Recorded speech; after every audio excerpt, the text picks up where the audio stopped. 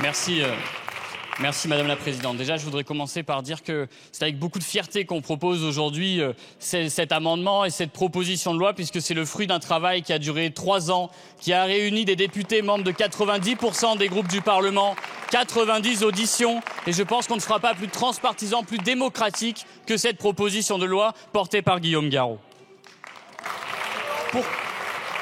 Pourquoi avons-nous fait ça ? Nous avons fait ça parce que les déserts médicaux sont un fléau. Pour les patients d'abord, 6 millions sans médecin traitant, 500 000 qui ont une maladie chronique. Et selon une récente étude, si vous avez un cancer et que vous vivez dans un désert médical, vous multipliez par 2 le risque de mourir l'année suivant l'annonce de votre diagnostic parce que vous ne serez pas suivi correctement. Le drame, il est là. Le drame, il est aussi, en vérité, parce que vous cherchez aujourd'hui à opposer patients et médecins, et nous faisons tout l'inverse.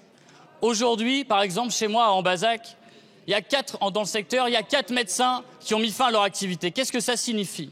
Pour le médecin qui me racontait ça signifie qu'il y aura 4000 patients qui sont sur le carreau.